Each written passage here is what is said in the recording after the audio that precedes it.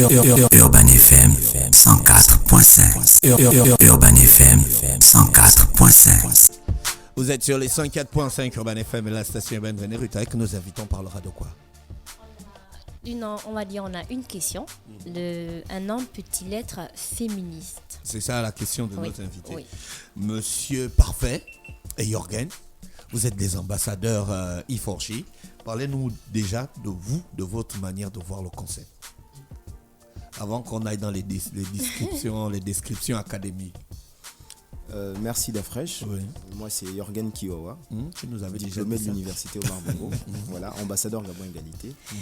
Déjà, je vous remercie pour l'invitation sur Dafresh Money. Je suis un fan et c'est un rêve qui se réalise aujourd'hui ce matin. D'accord. Voilà, je pense que toute ma famille me suit et merci. Par rapport à E4She, j'aimerais dire que tout a commencé par Gabon Égalité. Nous nous sommes engagés il y a cela 2 ans déjà. Oui. On a trouvé que le concept était fertile, pluridimensionnel, et en tant qu'homme visionnaire et homme d'avenir, on s'est dit pourquoi pas emboîter le chemin, accompagner les femmes dans ce combat. Et aujourd'hui, E4She est bienvenue parce que cette campagne va nous permettre d'appeler les hommes, majoritairement les hommes, tout simplement parce que aujourd'hui, en ce qui concerne le Gabon, vous allez constater que 52% de la population gabonaise est constituée des femmes. Et malheureusement, c'est les hommes qui décident sur tout ce qui doit se faire. Voyez. Et si les hommes doivent décider en grande partie sur ce qui doit être le Gabon de demain, on doit impliquer les femmes aussi. D'accord. Tu trouves que les femmes ne sont pas assez impliquées? Pas du tout. Je prends Mais l'exemple on de dit que l'Assemblée. quand un homme réfléchit, à côté de lui, c'est la femme qui parle. Oui, c'est ce qu'on dit, mais est-ce que la réalité est réellement celle-là? Bah, bien sûr. Vous allez aller à l'Assemblée nationale. Voyez un peu le taux de femmes qui siègent à l'Assemblée nationale. Alors que c'est là-bas où on décide sur les lois qui doivent être appliquées au Gabon. Donc vous voyez déjà que là, c'est un exemple pour vous montrer que la femme ne participe pas massivement à ce qui se fait. Et nous, aujourd'hui, on veut appeler les hommes à soutenir les femmes à travers E4She pour qu'ensemble, nous puissions bâtir un Gabon nouveau. D'accord. Parfait. Oui. Tu trouves que les femmes ne sont pas assez soutenues? Bon, déjà, Parce que tu t'es engagé dans E4She en tant Oui. qu'ambassadeur. bien sûr, déjà merci Dafresh de nous recevoir, merci de donner la parole aux ambassadeurs. Parler des femmes, Dafresh, je voudrais déjà préciser, parce que souvent quand on parle des femmes, on en fait un concept souvent un peu Parce que je vague. comprends pas pourquoi c'est Alors, des hommes qui alors- parlent des femmes, quoi. Parler des femmes, c'est parler de nos mères. Oui. Parler des femmes, c'est parler de nos sœurs, de nos conjointes, pour ceux qui en ont déjà. Parler des femmes, c'est parler de nos enfants, nos petits-enfants, les générations que nous laisserons. Donc, ce combat pour lequel nous sommes engagés, c'est le combat pour les générations futures de nos filles, petites filles, arrière-petites filles. Quel serait le monde que nous laisserons à ces enfants-là? Ce monde où 90% de victimes de violences sexuelles sont les femmes, 90% de victimes de violences économiques sont les femmes, plus de 60% de victimes de violences physiques sont les femmes. J'ai dit non, c'est pas le monde qu'il faut laisser à ma petite fille, à mes arrière-petites filles. Vous êtes étudiant en Étudiant instance de soutenance, soutenance. et je suis également assistant parlementaire. D'accord. Quels sont les avantages que vous pensez avoir que les femmes n'ont pas dans votre milieu? Ben, écoutez, déjà, peut-être que la question posée à moi pourrait être difficile à répondre parce que, évidemment, dans mon milieu, l'éducation que nous avons reçue, dans ma famille, nous avons tous les mêmes droits. Nous avons tous les mêmes droits. Mais il y a des femmes, dans mon entourage, des voisines, qui n'ont pas droit à la parole. Par exemple, il y a des femmes qui sont... nous avons ces exemples dans le quartier, des femmes, vous sentez bien qu'elles souffrent. Mais elles souffrent vraiment Intérieurement. à l'intérieur, intérieurement, elles ne peuvent pas s'exprimer. Ensuite, il y a aussi ce petit fait culturel. Vous savez, dans la Constitution, on dit que le Gabon respecte les valeurs traditionnelles et culturelles, coutumières. Et puis, on a pensé que le fait pour la femme de toujours être en arrière-plan, c'est respecter la coutume. J'ai dit, écoutez, la Constitution parle de valeurs, donc c'est qui est estimable.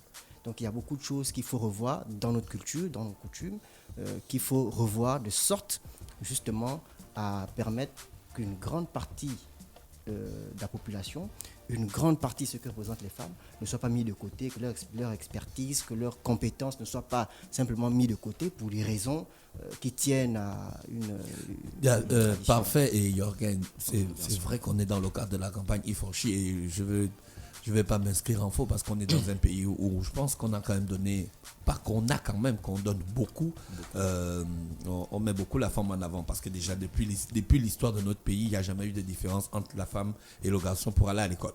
Tout le monde est parti à l'école au même moment. Mais vous quand même au sein de cette campagne, vous savez quand même les préoccupations qu'ont certaines personnes en ce qui concerne la prise en considération de certaines valeurs, pas de certaines valeurs, mais de certains droits et de certaines pratiques envers les femmes. Quelles sont les questions qui reviennent toujours? C'est vous-même qui devez ressortir ça. Bon, généralement, quelles sont les problématiques que vous croisez chez les femmes? Il y a déjà la problématique de la chefferie au sein de la famille, où aujourd'hui on se pose la question de savoir est-ce que la femme peut être chef de famille. D'accord. Vous voyez ? Moi, je pose toujours la question quand j'ai la possibilité en tant qu'ambassadeur de discuter avec les gens. D'Afresh, et je vais vous poser derrière cette question, est-ce que vous avez des enfants? Bien sûr, j'ai beaucoup d'enfants. Vous avez une fille? Oui, j'ai beaucoup d'enfants. Ok. Est-ce que vous accepterez de voir votre fille réduite au niveau de ménagère, par exemple? Comme on dit souvent, le jargon au quartier, la place de la femme, c'est à la cuisine. Sachant que vous avez dépensé de votre énergie pour envoyer cet enfant à l'école, la question n'est pas bien posée pour moi parce que moi je suis comme parfait. Je suis né dans un environnement où les hommes et les femmes ont eu les mêmes droits depuis étant petit. Effectivement. Tu vois, donc chacun devait se battre pour avoir sa place. Je suis parfaitement d'accord avec vous. En fait, ma question a été orientée par rapport au fait quand même, quand on dit la place de la femme est à la cuisine, c'est une blague qui a commencé sur les réseaux sociaux. Mais ça ne voulait vraiment pas dire que la femme, dès qu'elle est grande, elle doit rester à la cuisine. C'est une blague qui a explosé parce qu'il y a des jeunes qui ont eu le courage de dire tout haut, c'est que les gens pensent depuis longtemps tout bas. Vous comprenez? Et nous, aujourd'hui, en qualité d'ambassadeur, nous luttons contre ce fléau-là. D'accord. Vous comprenez? Parce que, en tant que père, je ne conçois pas que ma fille, après avoir fini ses études, se marie et se limite au simple fait de servir son mari à la cuisine. D'accord. Par exemple, veux que c'est son mari qui la j'aimerais bien qu'elle soit sur un piédestal où elle accompagne son mari côte à côte et qu'ensemble, ils puissent réaliser leurs rêves. Quand j'entends par accompagne côte à côte, qu'est-ce que tu entends par là? C'est un partenariat. Exemple. Aujourd'hui, c'est que nous, on veut faire comprendre aux hommes. Moi, je travaille. Prenons l'exemple de l'homme qui travaille. Moi, je travaille. Toi, tu ne travailles pas. Tu m'accompagnes côte à côte. Comment? Déjà, le seul moyen de m'accompagner, c'est de gérer le background. Déjà, si ça ne veut pas dire que c'est parce qu'on est femme au foyer aussi qu'on ne peut pas travailler. Non, je n'ai pas dit ça. Je n'ai pas dit ça. J'ai dit que moi, je travaille. Prenons le cas d'un homme qui travaille, sa femme ne travaille pas. Mais tu m'accompagnes comment dans mon travail? Des fois, tu ne comprends même pas ce qui se passe dans mon travail. Le mieux pour m'aider, pour m'épauler, c'est de s'assurer que le foyer fonctionne bien. Est-ce que c'est pas normal? C'est pas une complémentarité. Je suis parfaitement d'accord avec vous, mais dans ce sens-là, vous, en tant qu'homme, vous devez comprendre que votre femme qui ne travaille pas peut vous aider autrement en l'autonomisant. Par exemple, vous pouvez faire en sorte qu'elle ait un commerce ou qu'elle réalise un certain nombre de projets qu'elle a en tête en l'encourageant financièrement. Donc, c'est-à-dire que dans mon salaire, il faut que je gère le foyer. Non, c'est pour un temps. C'est pour un temps. C'est pas le cas. Moi, ma femme travaille. C'est pas le cas chez moi. Moi, ma femme travaille. Elle travaille. Elle a des grosses responsabilités. Effectivement. D'accord. Donc, imagine, je travaille. Oui. Après, il faut que je prenne une part de mon salaire pour te donner, pour faire considérez ça comme un activité qui me rapporte du pognon. Déjà qu'il faut que tu sois formé dans cette activité. Considérez ça comme un investissement, Dafresh. Oui, tout à fait, je suis d'accord. Laissez-moi aller au bout de ma logique. Alors, vas-y au bout de ta logique. Je dois prendre une part de mon salaire pour te donner. Donc, on doit créer une activité qui va nous faire rentrer de l'argent. Parce que créer une activité qui va nous faire rentrer de l'argent, c'est une entreprise. Hein. Des fois, ça marche, des fois, ça ne marche pas. Des fois, il y a le client, des fois, il n'y a pas. Des fois, tu ne veux pas, des fois, tu veux. Donc, puisque moi, je vais au travail, et toi, tu dois aller à ton activité. Les enfants qui s'occupent de moi, puisque moi, je m'occupe déjà de toi, en prenant une part de mon salaire, en te donnant pour faire ton activité. Maintenant, qui s'occupe de moi? Parfait. Alors, moi, je dirais que le combat pour l'égalité, Iforchi n'a pas vocation à mettre en situation, en rapport antagoniste l'homme et la femme. Voilà. Il faut déjà sortir. Merci de cette façon de voir. précision. Voilà. la question de la chefferie est une question de légalité. Était chef dans l'ancienne Constitution. pas constitution, dans le Code civil. Code civil. Était justement, le Code civil disposait que l'homme est le chef de la famille. C'est le débat est là. Ce n'est pas de savoir si effectivement l'homme est chef de famille. Chaque famille s'organise. Chaque famille est libre, et c'est justement le principe de la liberté, de décider qui est chef en son sein. L'État ne peut pas venir s'immiscer. Par contre, c'est de dire dans le Code civil que l'homme est le chef de famille. Parce que prenez le fait des familles monoparentales, où il y a une maman qui doit élever à elle seule ses 12 enfants. Ça veut dire que dans cette famille, premièrement, il n'y a pas de chef. Et s'il doit avoir un chef, c'est le dernier, le cadet, qui est un homme, systématiquement selon la loi. Il est dans la famille. Et c'est le cadet, donc le dernier de ses enfants, qui est le seul garçon. Systématiquement, c'est lui le chef, puisque c'est une famille. Cellule familiale, la famille, le socle, comme le dit la Constitution, le socle de la société. Effectivement, donc, il y a une famille, cette cellule. Il y a à l'intérieur une mère seule, situation monoparentale, avec des enfants, dont le cadet, le dernier, le benjamin, pas le cadet, le dernier, et le garçon.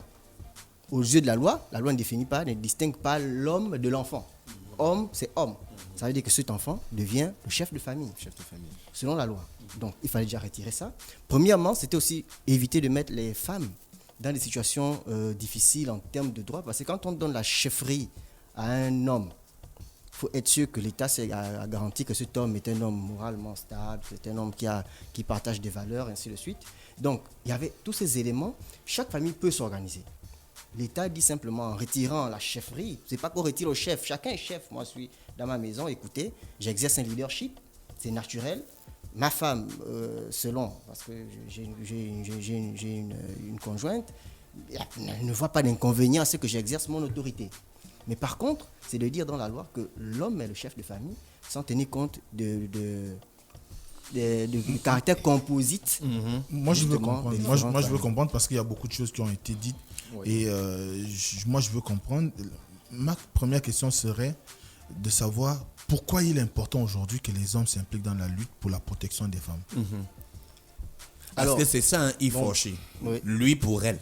Si je peux répondre à cette question, moi, je me limite toujours au cas du Gabon. Vous savez, le capital humain est un facteur de croissance. Comme je le disais tout à l'heure, au Gabon, 52% de la population est constituée des femmes. Nous ne pouvons pas atteindre un développement durable si nous mettons la femme de côté. La femme doit s'impliquer et participer massivement dans tous les secteurs d'activité, de production, sur le plan économique, sur le plan social, sur le plan juridique, sur le plan politique, pour que nous puissions atteindre réellement un développement durable. Donc c'est de ça qu'il s'agit. Voilà. René Rue, toi tu es une femme. Est-ce que tu ne rencontres pas souvent des femmes qui disent « Ah non, moi je ne veux pas faire telle chose. Je ne veux pas faire tel travail. » Pas souvent. Genre, tu as une frangine au quartier, oui. Elle ne fait rien. Et puis tu lui dis que tiens, le menuisier a besoin d'un aide. Est-ce que tu peux aller aider le menuisier? Il va te trouver 60 000 francs chaque fin du mois. Oui, sur ce plan, je rencontre beaucoup. En fait, parfois, je vois des affiches. Le menuisier va te donner 60 000 francs chaque fin du mois. Parfois, je vois des affiches, par exemple, où on cherche, on va dire, une dame pour aller dans tel restaurant, mais après, elle te dit clairement que ce n'est pas ce qu'elle veut faire. Ou parce que le salaire n'est pas suffisant pour elle, ou par rapport aux heures de travail, elle dit qu'elle n'est pas d'accord. Donc, pour elle, en fait, elle se dit qu'elle veut avoir un travail, en fait, bureautique. Spécialement. Elle ne veut pas d'une activité. Ou bien un travail qui correspond à une femme. Parce qu'il y a des femmes qui ont souvent cette expression. Il y a des femmes qui ont souvent cette expression-là, oui. Mais après, la majorité que je rencontre, en fait, disent qu'elles ne veulent pas avoir une activité. On va te dire que, bon, tu travailles de 7h, par exemple, à 17h dans un restaurant, dame de ménage ou autre. Elle veut aller dans un bureau. Donc, pour elle, elle se dit que, par rapport à son rôle de femme, elle ne peut pas faire certaines tâches. Mais après, il y a des femmes que l'on rencontre aussi qui conduisent des taxis. Qui font la menuiserie, en fait. Qui travaillent le bois. Pour elle, elle se dit, moi, j'ai regardé le documentaire, j'ai discuté avec une dame qui me dit, c'est son travail, c'est ce qu'elle a toujours voulu faire. Je pense à l'atelier des paires de Mbigou aussi. Il y a une dame qui s'est dit, bon, je fais l'atelier des paires de Mbigou, pas parce que j'ai appris à l'école, mais parce que c'est une passion. Donc, j'ai transformé ma passion en mon travail. Mais on se rend compte qu'il y a beaucoup de femmes qui restent à la maison, mais pourtant, elles sont passionnées. Donc, tu vois une femme qui s'est préparée, elle prépare super bien, elle sait tresser, mais elle dit qu'elle n'a pas d'activité. Parce que pour elle, elle attend d'avoir en fait un travail qui va lui donner par exemple une certaine assurance. Mais elle ne se dit pas qu'en transformant par exemple ma passion, je peux avoir mon métier avec ça. Et là, c'est peut-être un blocage et peut-être une question de mentalité. Parce que tu ne peux pas avoir peut-être 1, 2, 3 passions et dire que tu es au chômage. En fait, là, il y a peut-être un problème dans ça. Parfait. Est-ce que tu penses, comme Mosley a posé la question, je la pose sous un autre axe, est-ce que tu penses que la prise de conscience de la femme en tant qu'acteur du développement doit passer par les hommes? L'engagement de l'homme. Oui, l'engagement de l'homme. Je voudrais ajouter un aspect au niveau de la question parce que j'entends parler de travail pour la femme. Est-ce que la seule voie d'épanouissement pour la femme, c'est seulement en travaillant? Est-ce que vous avez pensé à la psychologie des femmes elles-mêmes, ce qu'elles en pensent réellement? Parce que là, on parle d'épanouissement, développement, Oui. émancipation. Alors, est-ce que c'est la seule voie? Moi, je connais des femmes, les parents payaient tout. L'école à l'étranger, elle a eu le gros diplôme. Elle rentre au Gabon, elle a dit, reste à la maison. Je garde mes enfants. Elle travaille pas. D'accord. Je dis, bon, écoutez, on peut tous avoir comme ça des Il y a cas, beaucoup de questions. des cas isolés. Si on peut prendre toute la journée pour citer des exemples, et puis on n'en Tout à finira fait. pas. Je pense qu'il faut voir les choses de manière d'abord générale. La généralité, c'est que la réalité est là. Les femmes, en termes de liberté, en termes de droits, en termes de sûreté, ont besoin d'être renforcées. Ça, il faut le reconnaître. Il faut le reconnaître. Maintenant, pourquoi l'implication des hommes est-elle importante? C'est la question. Pourquoi les hommes aujourd'hui doivent... Bon, déjà, ce n'est pas aujourd'hui que commence l'implication des femmes. Justement, le concept E4SHE est né du fait que l'ONU Femmes, à sa création, s'est vue, a fait une étude pour voir mais, pourquoi chaque fois qu'on parle de combat des femmes, c'est toujours une histoire de femmes, du combat de femmes par les femmes et pour les femmes. Et quel rôle joue l'homme? Mais ils se sont retrouvés à l'ONU avec plein de mails, puisqu'il y a une campagne qui a été lancée, plein de mails d'hommes qui avaient décidé de s'engager. Et justement, c'est tout le concept, l'innovation de cette campagne E4SHE, c'est la reconnaissance. D'abord des hommes. Vous avez vu, on a fait le président de la République champion de la cause. C'est cette particularité de la campagne E4SHE. C'est la reconnaissance des hommes qui ont été engagés dans le combat des femmes. Donc il y a un aspect reconnaissance. Ensuite, il y a un aspect engagement. Donc aller plus loin, justement en engageant les hommes. Et aussi dire qu'attention, parce que quand on parle de violence, quand on parle d'égalité, il y a un problème. Et l'homme fait partie du problème.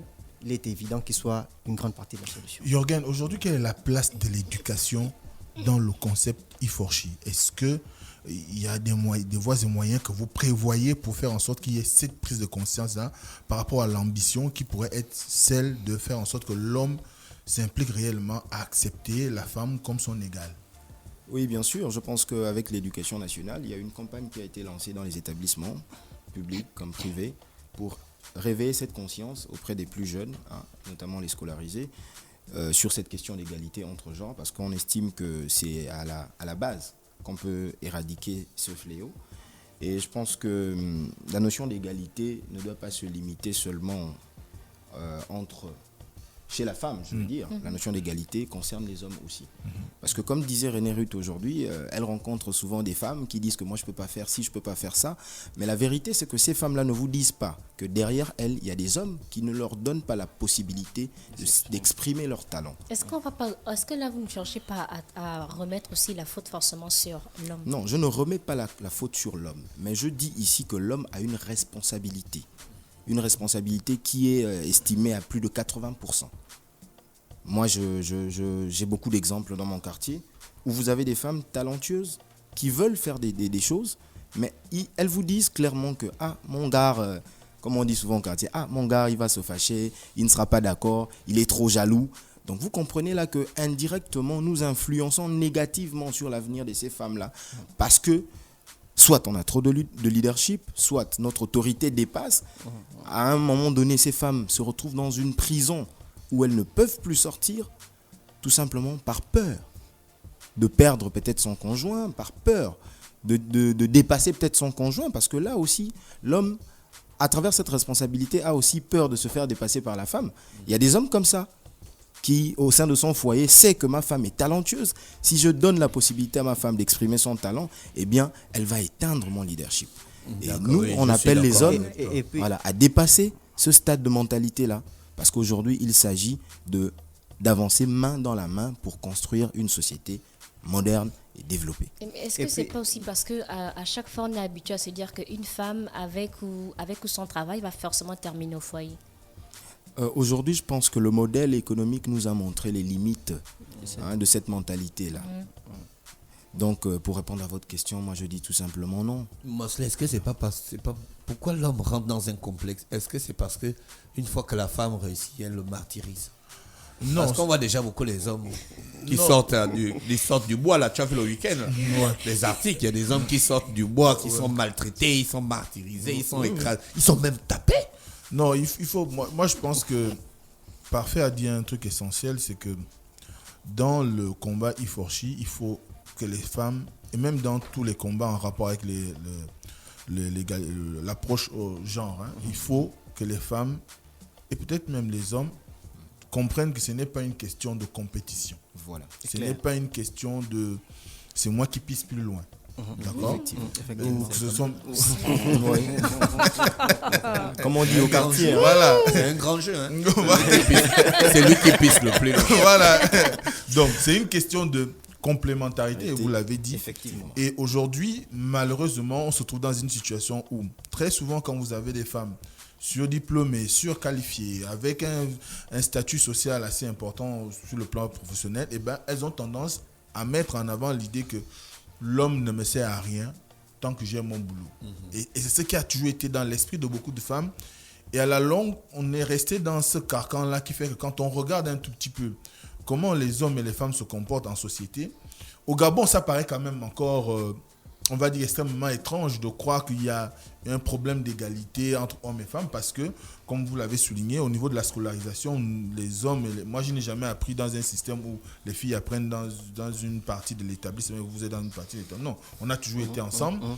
Un, deux, dans nos sociétés, contrairement à ce qu'on peut observer quand on n'a pas un regard averti, notre société a toujours été structurée de telle sorte que la femme compte.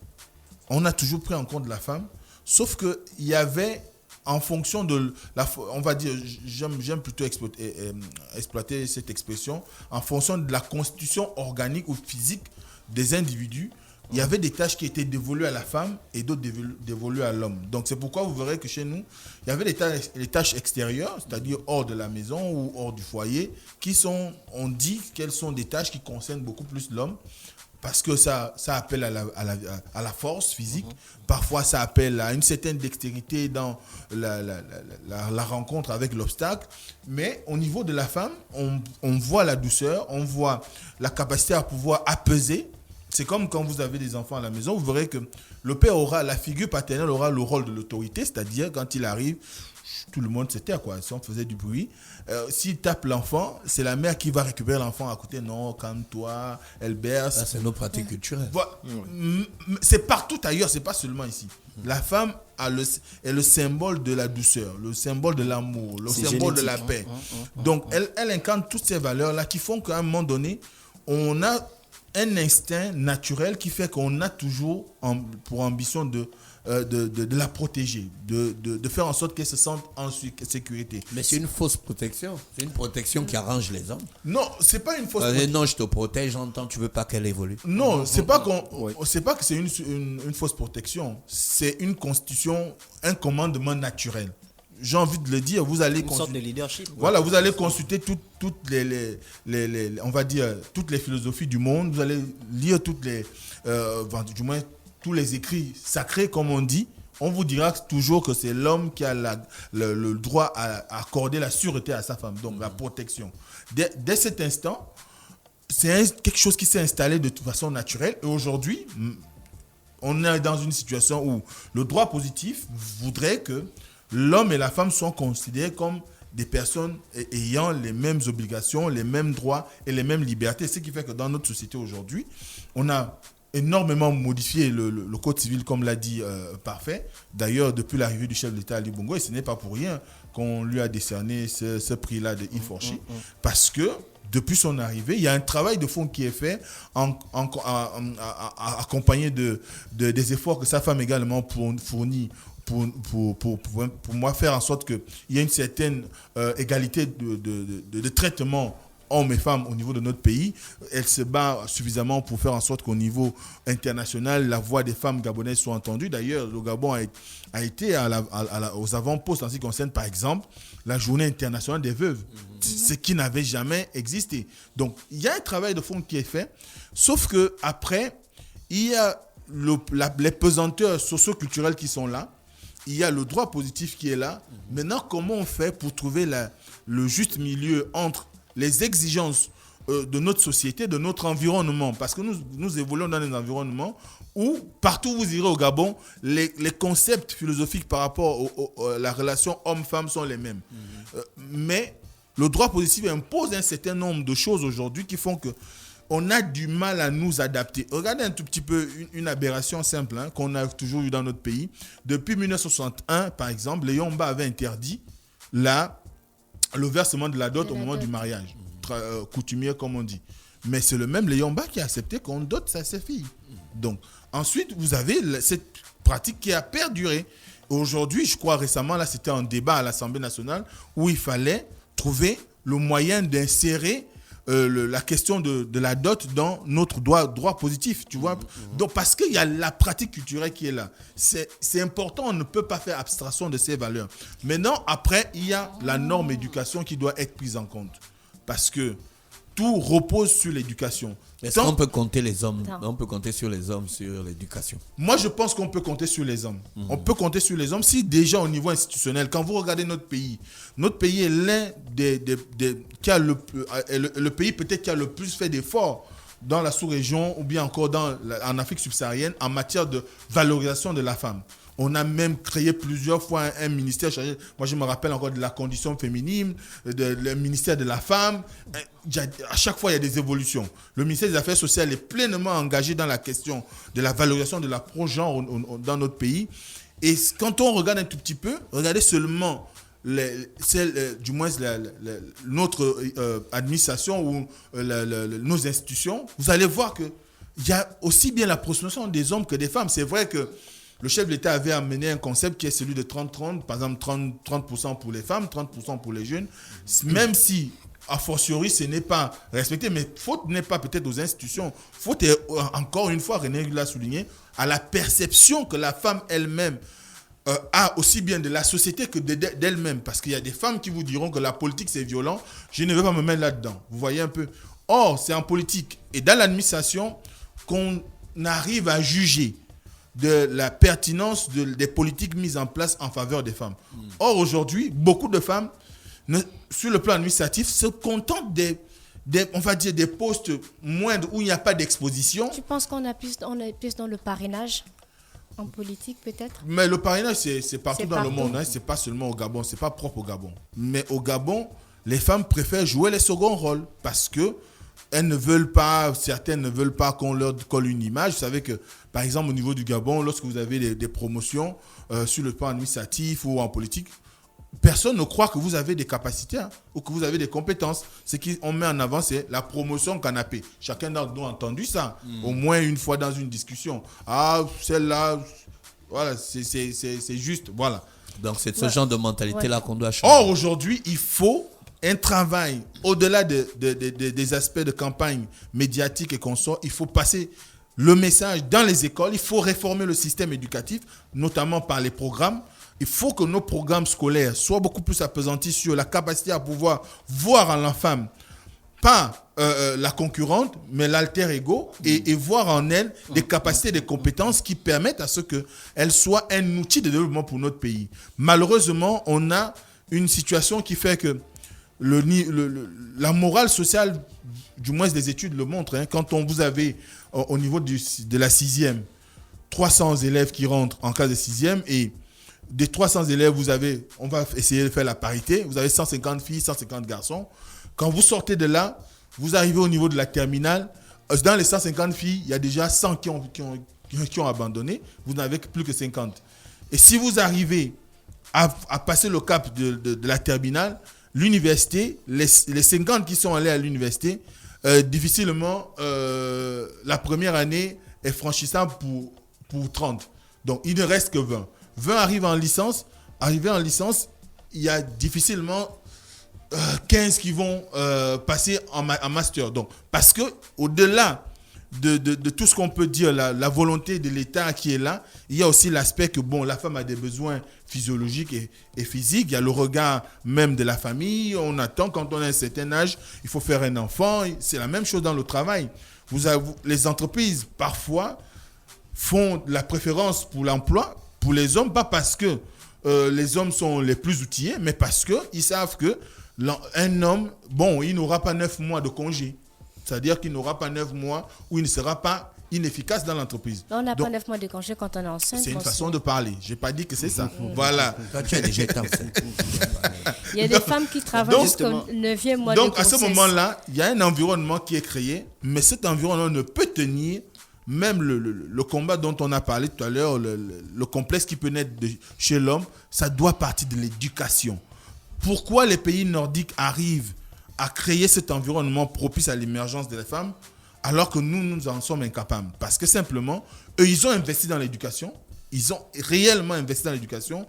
De la même manière que la femme peut prendre, par exemple, un congé maternité, c'est de la même manière que l'homme peut prendre un congé maternité, le temps de consacrer une partie de son, on va dire, de la naissance de son enfant, de se consacrer à, on va dire, à voir son enfant grandir. Donc, en fait, Mosley, si tu en avais... la phase Mosley, si tu en avais les possibilités de modifier la loi dans ce sens, tu aurais donné à l'homme un temps de congé égal à celui de la femme pour que lui, à des moments, il puisse rester à la maison et passer son temps avec l'enfant. Oui. À ce moment, la femme peut...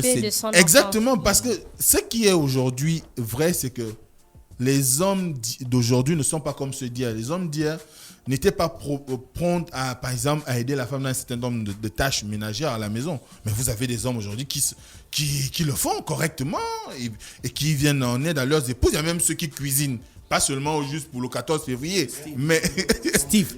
Voilà. Surtout que parce que ça risque de choquer les hommes qui nous écoutent. Le principe. Pourquoi tu penses que ça va choquer les hommes? Justement parce que évidemment nous sommes dans un processus d'éducation populaire. Les campagnes, c'est l'éducation populaire. Exactement. Et l'éducation populaire, il faut avoir une approche méthodologique, il faut avoir une pédagogie, il faut aller petit à petit, gagner le combat au pas à pas. Alors c'est pour dire que justement. Le principe, c'est que chaque famille s'organise. Chaque famille s'organise. Tout ce qu'on dit, c'est qu'il ne faut pas simplement que les préjugés, il ne faut pas que la loi, il ne faut pas que les coutumes nous mettent dans des carcans qui ne permettent pas à la femme de s'épanouir. Avant, je prends l'aspect sécurité. L'homme voulait sécuriser la femme parce qu'elle ne peut pas couper avec une hache le koumé. Aujourd'hui, c'est digital tout ça. Oui. Donc, on n'a plus besoin de soulever la hache pour couper. Elle maîtrise sa grue, elle a sa table, comme vous êtes là. Et puis elle fait l'opération, c'est vite fait. En 30 minutes, c'est fait. Donc pourquoi dire que la femme n'est plus celle-là qui peut couper l'arbre et tout, alors qu'elle peut, comme l'homme, avec les mêmes capacités intellectuelles, manipuler tout ce qui est digital et puis faire le travail par je pense qu'on doit aussi changer de mentalité par rapport à certaines de nos pratiques. En fait, quand on va prendre par exemple le veuvage, on dit que lorsqu'une dame meurt, son mari ne doit pas rester 1 an par exemple célibataire. Entre-temps, pour la femme, on va te dire que tu as un temps d'abord pour le veuvage, ensuite tu dois rester 1 an ou encore 2 ans. Les hommes aussi observent ça. Tu restes 1 an ou encore 2 ans. C'est rare en fait chez les hommes, mais par contre chez les femmes c'est assez fréquent. On va te dire que pendant le veuvage... Je pense que ces questions-là peuvent rester peut-être personnelles. Il y a les gens qui... Non, ça c'est peut-être personnel. Peut-être l'homme était attaché à sa après, femme. Ça c'est personnel. Mais on sait que dans nos pratiques, par exemple, on oublie certaines femmes à se couper les cheveux. Ça veut dire que là maintenant, c'est une des cas de atteinte. purification et tout ce qui s'ensuit. Non, c'est toujours une violation. C'est comme la Renaissance, quand tu vas te faire le baptême à l'église. Je pense que si je n'ai pas envie de couper mes cheveux, tu ne me l'imposes pas parce que j'ai perdu mon conjoint en fait. Je pense que ça c'est une violation. Si j'ai envie de me marier après un an et demi, je pense que tu ne me dis pas de rester comme ça parce que c'est soi-disant pour respecter certains faits. Et aussi, il y a ce problème-là des femmes qui sont par exemple au foyer et qui subissent des violences. Elles se disent qu'elles ne peuvent pas quitter dans le foyer parce qu'elles ne savent pas comment faire après. Tu es une femme au foyer, tu subis des violences et pour la réinsertion professionnelle. C'est ça, c'est des violences économiques. Mais Quelles sont les formes de violence? Ben écoutez, les violences économiques, c'est ce qu'on était déjà en train de voir. Le fait de penser qu'il y a des métiers auxquels la femme n'a pas accès, comme celle du gardiennage de nuit, par exemple. Et donc, toi, en tant qu'ambassadeur, tu pourrais dire à ta femme qu'écoute, chérie, c'est un exemple, comme tu n'as pas le travail, je trouve que Rougier cherche des scieuses. Est-ce que tu peux aller à Rougier, aller scier les planches et tout ça? Ben, bien sûr, moi je ne vois pas d'inconvénient. Et puis le soir, quand toi tu rentres du travail, elle te dit elle a encore 16 planches à scier, tu peux commencer à mettre le... Ne ris pas, mais attends, on rentre dans le réel là.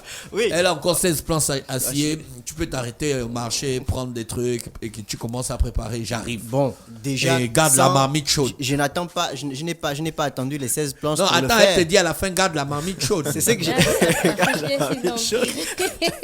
Ça peut arriver. Après, je dis c'est encore une question d'organisation. D'accord. Et déjà, sur le fait qu'il y a des métiers qu'on croit que les femmes ne puissent pas faire, je venais de dire là tout à l'heure qu'aujourd'hui, le monde a changé, les technologies ont évolué.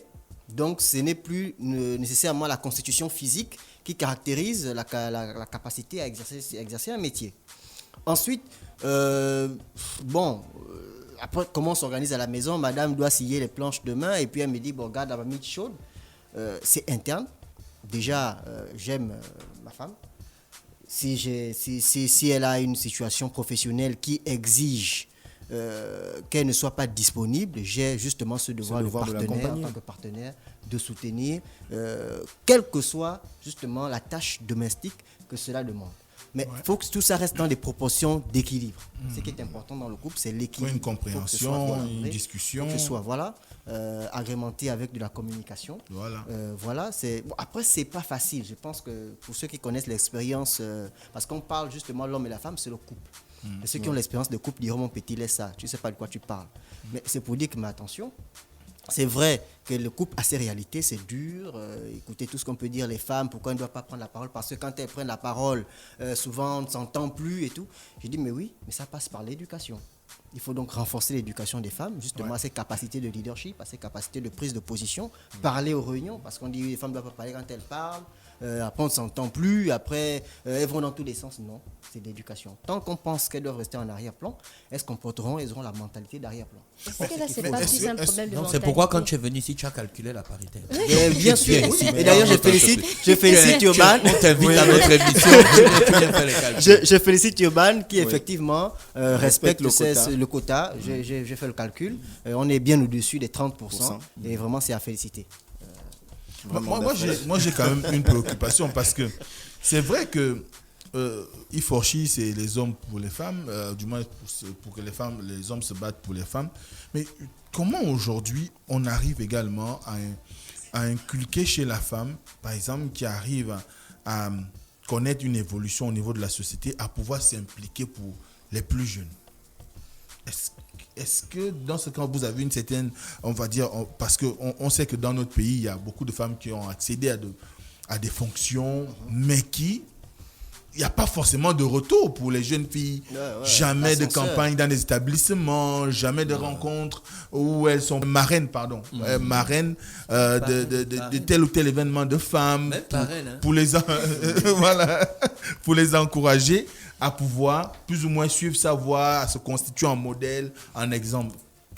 Comment faire aujourd'hui aussi pour permettre à ce que ces femmes-là comprennent que c'est vrai, il y a l'homme à côté, mais nous aussi on a un devoir. Parce que depuis, quand on parle un tout petit peu de la promotion des femmes, ce sont les hommes, malgré qu'ils soient, on va dire, ce sont eux qui gouvernent, mais ce sont les hommes qui sont souvent aux avant-postes. Est-ce qu'aujourd'hui, dans notre société, on peut faire un travail sur les femmes qui ont déjà un certain statut pour qu'elles puissent faire le retour d'ascenseur?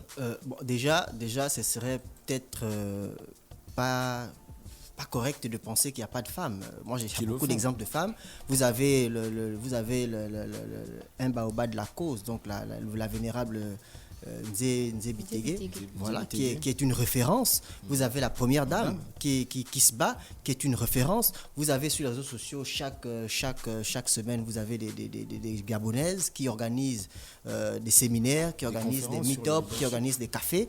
C'est justement par ce travail d'éducation auquel il y a plein de Gabonaises qui le font. Il y a plein de Gabonaises qui sont impliquées. Par contre, c'est la proportion. Pourquoi c'est pas d'envergure nationale? Mais c'est justement le sens de la campagne E4She. Ce sont les femmes qui mettent à l'honneur les hommes. Voilà, non, faut pas penser que les femmes n'ont pas été engagées. Non, elles sont engagées. Est-ce que ça veut dire que les hommes vont laisser leurs droits au bénéfice des femmes? Ou bien on va rester sur une forme d'égalité? Les droits, parlons-en. De quels droits on parle? La Constitution parle des droits inviolables et imprescriptibles. Le droit, les différents droits, donc les libertés de circulation, liberté d'opinion, liberté de conscience, de pensée. Vous avez les droits tels que le droit à l'éducation avec l'obligation scolaire. Vous avez le principe d'ailleurs au point 24 du premier article de la Constitution qui évoque la question de l'égal accès aux fonctions politiques et professionnelles et administratives. Donc, c'est de ces droits qu'on parle. Donc, ici, c'est pas de savoir si l'homme a plus de droits que l'autre. C'est de dire, il y a des droits, il faudrait que tout le monde profite pleinement, bénéficie pleinement de ces droits. Au même titre. Au même titre. Voilà. Ce qu'il faut éviter, c'est le déséquilibre. Et aujourd'hui, le rôle des campagnes, c'est justement de réduire les écarts. Les inégalités. Les inégalités. On peut prendre le simple cas du domaine de l'éducation et de la scolarité. Pourquoi il est important de renforcer l'éducation des femmes? Il y a l'étude justement de la Fondation Sylvia Bongo dit qu'il y a 50% des filles, une étude de la Fondation d'ailleurs qui fonde la campagne, 50% des filles gabonaises âgées de la moyenne 15-19 ont vu leur étude impactée par le phénomène de grossesse précoce. Ça n'arrivera jamais à un homme. Il n'y aura jamais une situation où un homme est arrêté parce qu'il y a une grossesse précoce. Quand bien même on est responsable, à même titre que ces dames-là. Mais ces filles sont gabonaises, 50%, donc la moitié des gabonaises âgées de 15 à 19 ans vont voir leurs études soit tomber dans un système d'abandon scolaire ou perturbé pour justement des raisons de grossesse précoce. Donc ici, l'égalité, parce qu'il y a le principe d'égalité, le principe d'équité, il serait équitable pour l'État d'accompagner l'État et les hommes, pères de famille, conjoints, j'ai dit encore grand-père, ainsi de suite, parce qu'il faut rester à l'idée qu'il s'agit bien des femmes de nos vies. Oui. Il faut les accompagner, il faut un mécanisme qui accompagne, qui fait l'équité. Nous sommes tous égaux en droit. Maintenant, ensuite, il faut analyser sur un point d'équité. L'homme n'aura jamais une situation de grossesse précoce qui va l'empêcher d'aller à l'école, mais la femme, probablement, ou inévitablement. Donc, il faut renforcer les mécanismes qui permettent à une dame, et d'ailleurs aujourd'hui avec les prises en charge, ça facilite un peu. Mais il faut renforcer les mécanismes qui permettent de redémarrer le plus tôt possible après la grossesse. On ne dit pas qu'il faut enlever, au contraire, il faut encourager les gens pas encourager les jeunes encore sur le banc de l'école. Non, c'est pas le message. Mais c'est dit quand c'est arrivé, il faut tout de suite un mécanisme qui permette de réinsérer la personne dans ces jeunes filles dans la société. Et ça, c'est pas de la responsabilité de l'État, c'est du père de famille, je le dis, c'est du grand frère, c'est de l'oncle, pour toutes les femmes qui sont mères. Là, vous avez parlé d'accompagner les jeunes filles mères. Maintenant, comment ça se passe pour la réinsertion professionnelle? Par exemple, on sait que la femme qui est sans emploi et qui subit des violences, elle aura du mal en fait à dénoncer son conjoint parce qu'elle s'est dit qu'elle ne va pas être accompagnée. Et sur ce plan-là, par exemple, les Gabon égalité, qu'est-ce que vous proposez?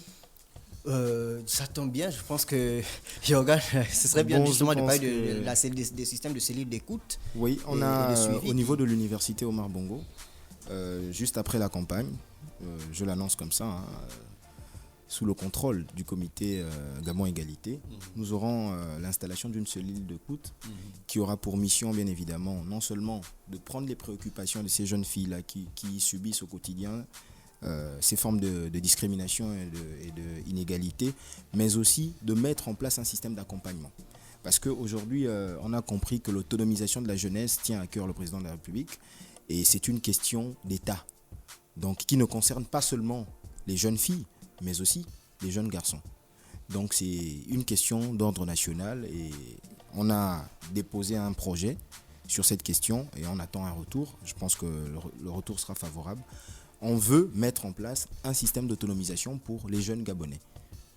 Accompagner, pour ceux qui même, on va plus loin, on ne se limite pas seulement aux jeunes filles, comme je disais tout à l'heure, même ceux qui sortent de prison, la réinsertion au niveau de la société. Parce que ces jeunes-là, quand vous les arrêtez, quand ils sortent, il prend 5 ans, il a arrêté ses études. Pour les jeunes garçons, par exemple, après, qu'est-ce qui devient dans la société?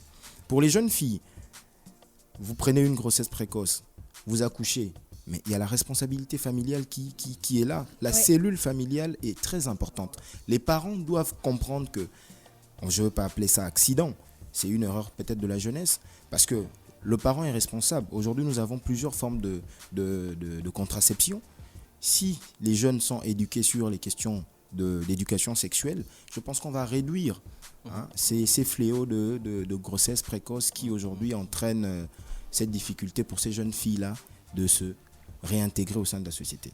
Et nous, à travers le projet qu'on a mis en place, on espère pouvoir apporter une solution sur cette question. D'accord, merci Jorgen, merci parfait d'avoir accepté notre invitation. Nous, on va continuer notre bout de chemin dans notre campagne E4She ce matin, mais on va faire un tour en musique et puis on va se retrouver juste après pour d'autres rubriques. Urban FM 104.5.